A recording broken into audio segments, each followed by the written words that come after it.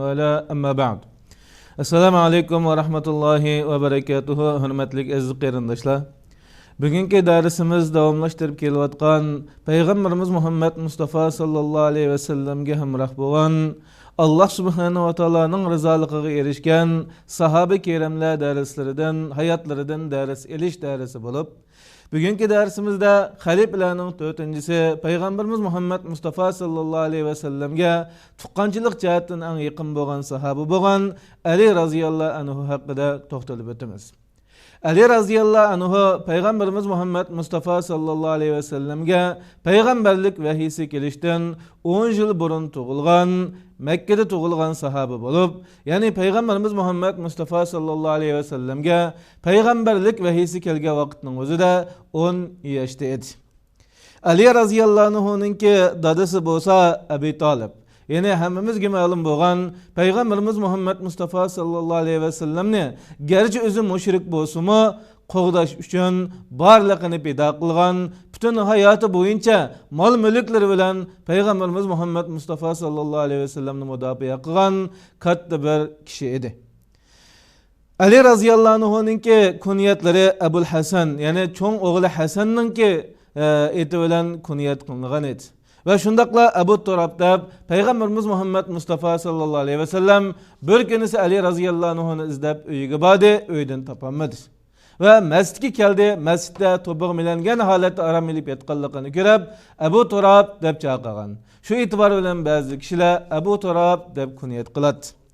Maqsadga kelsak, yani Ali radhiyallahu anhu'ningki Peygamberimiz Muhammed Mustafa sallallahu aleyhi ve sellem hayat vaqtida ve Peygamberimiz Muhammed Mustafa sallallahu aleyhi ve sellem vafot topgandan keyin İslam ümmeti İslamga qilgan nurg'ulg'an jonliq faoliyatlari bo'lib, Peygamberimiz Muhammed Mustafa sallallahu aleyhi ve sellem hayat vaqtida Ali radhiyallahu anhu'ga bir qancha xil so'zlar bilan Ali radhiyallahu anhu'ni madihlagan.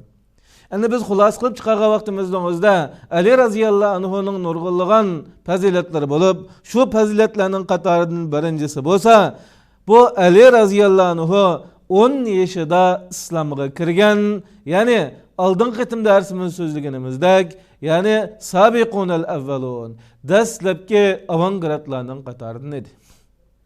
Ayollardan dastlabda Peygamber Aleyhisselam kelgan islom shariatiga yoki yagona Allohga ibodat qilishga Xadija radhiyallahu anha birinchi musulmon bo'lgan bo'lsa, erlardan cho'nglardan Abu Bakr radhiyallahu anhu ikkinchi bo'lgan bo'lsa va yoshlardan, ya'ni sabilardan Ali radhiyallahu anhu tunji bo'lib turib, yani Peygamber Aleyhisselam kelgan mana bu yuksak ulug' bu islom diniga kirgan edi ve Peygamber Aleyhisselam'ның aqsida o'zining hayoti bo'yicha Peygamber Aleyhisselamga sadoqat bildirgan.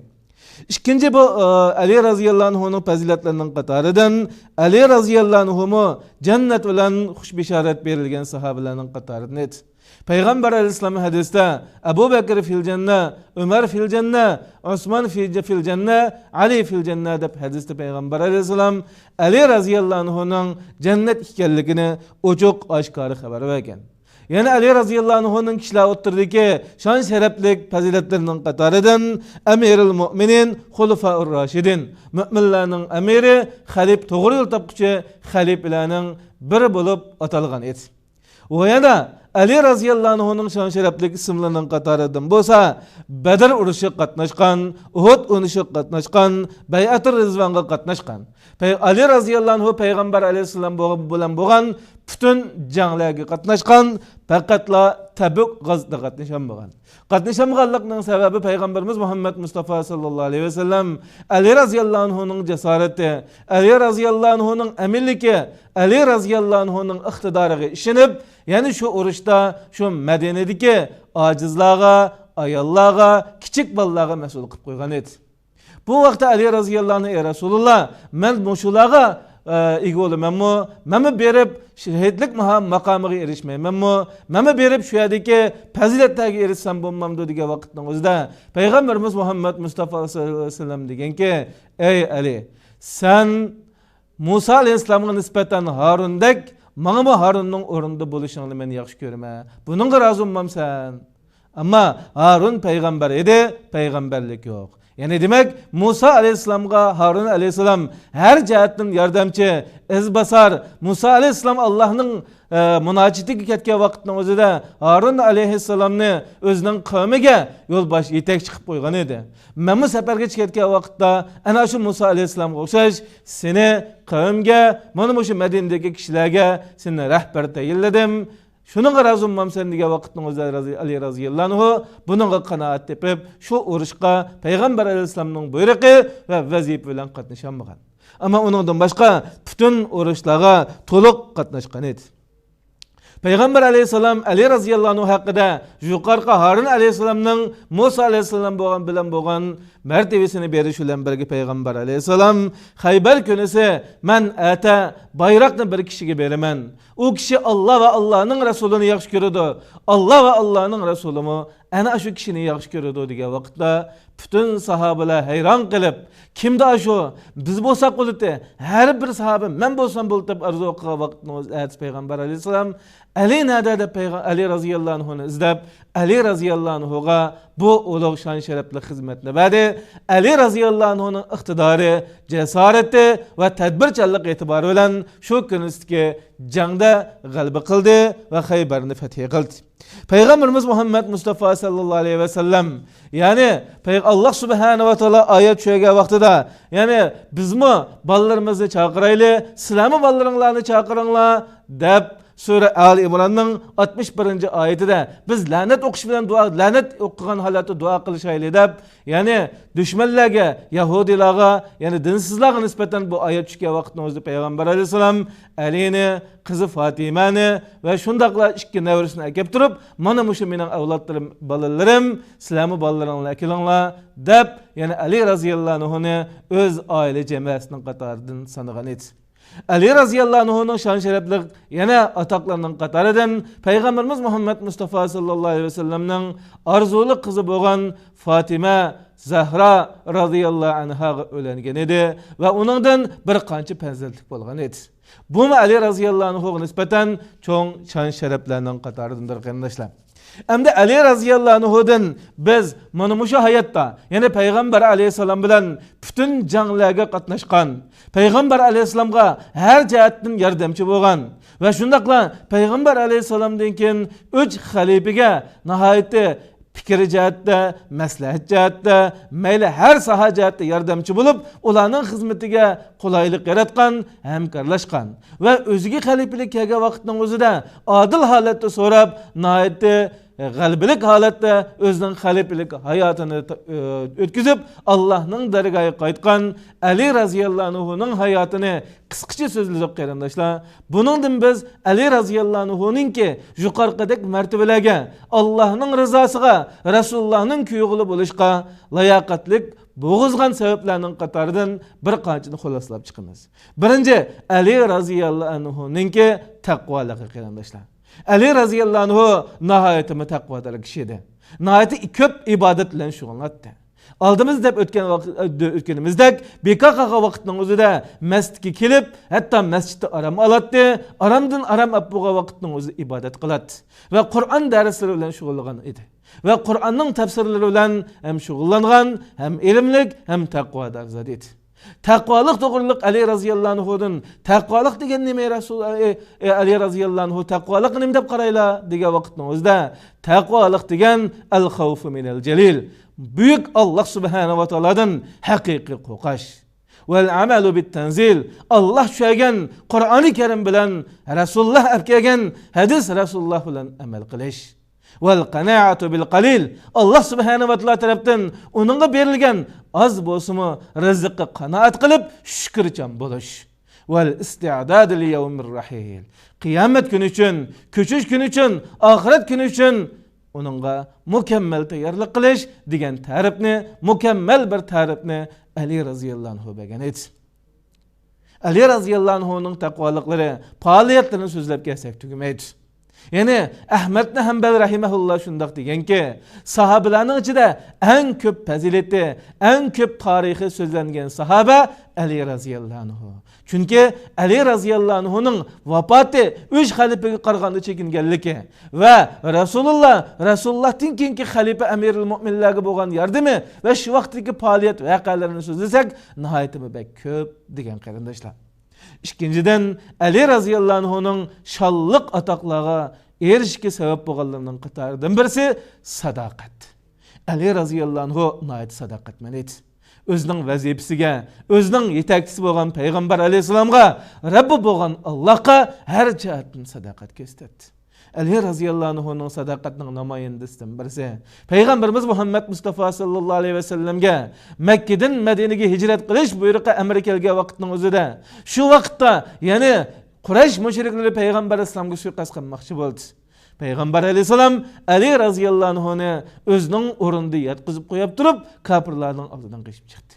Mush vaqtda Rasulullohning o'rnida o'limga tayyor bo'lib, Rasulullohga o'zini pido qilish, islom uchun o'zini pido qilish uchun Rasulullohning o'rnida Rasululloh bo'lib yetdi.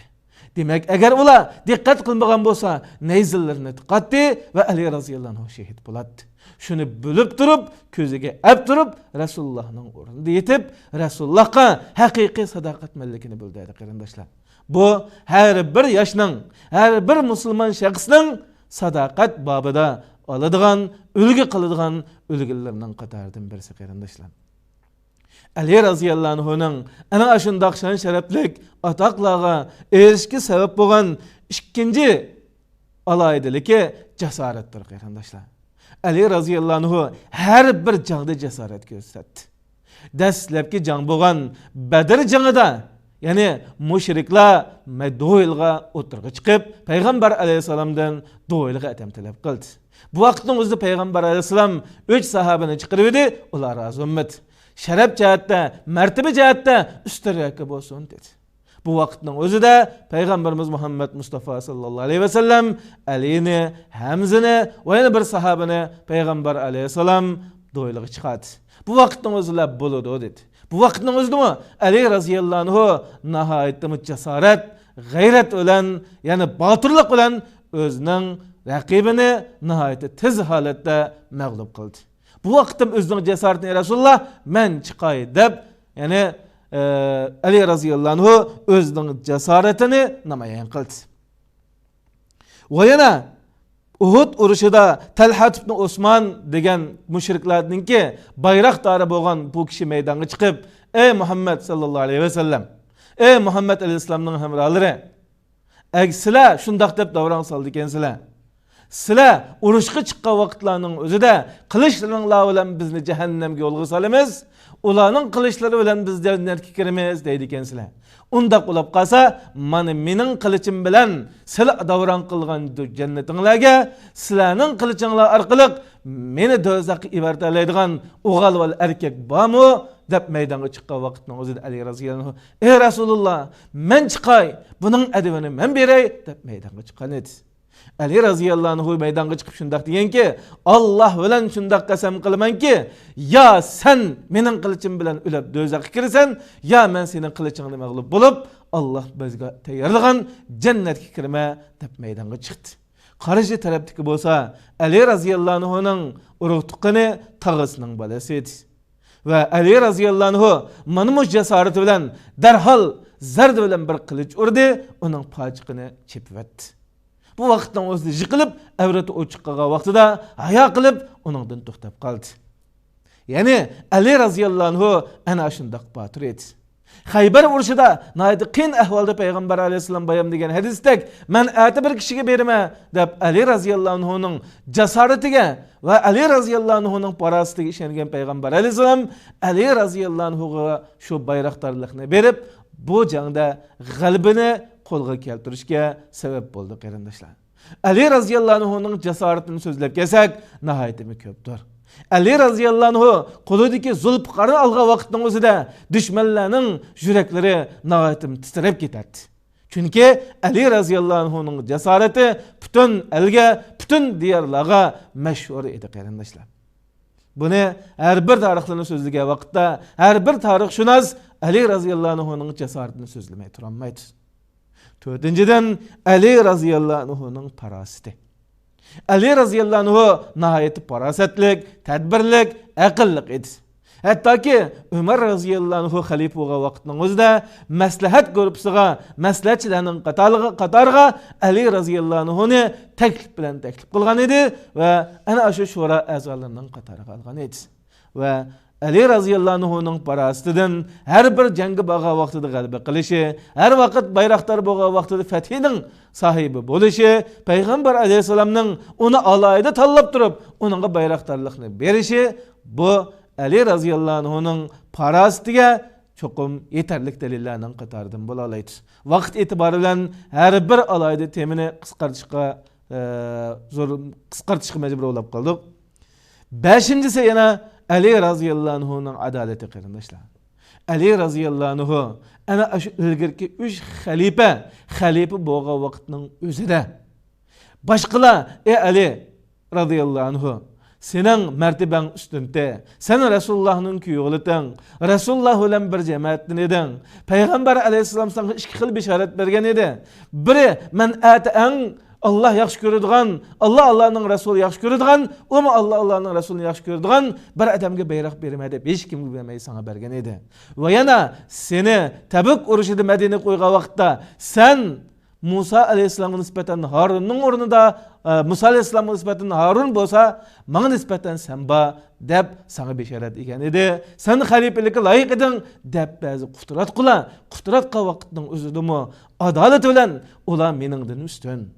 O Ebu Bekir'i, o Ömer, o Osman, men qandaqmi ularga yeta alayman? Mayli fazilat jihatda olsun, mayli iqtidor jihatda olsun, mayli tadbir jihatda olsun, men qandaqmi yeta alayman? Ular Rasulullahning hamrohlari, sahibi Ebu Bekir bo'lsa, g'ardagi sahibi edi deb nihoyat odillik bilan o'zining o'rnini saqlab qolgan edi. Va yana Osman radhiyallohu anhu şehitlik makamı itibariyle Allah'ın dergahına qaytgan vaqtning o'zida xalifelik maqamiga chiqqan vaqtida nihoyat adil bo'lgan edi. Ali radhiyallohu anhu'ning davrida ashaddi islom ummatiga eng zaharlik bo'lgan ikki guruh namoyon, oshkora namoyon bo'lgan edi. Biri, ya'ni Shiyalarning dastlabki qismi bo'lib, bular ochiq holatda Ali radhiyallohu anhu'ni anta rabbuna degan nauzubillah, sen bizning Rabbimiz deb turib olgan edi.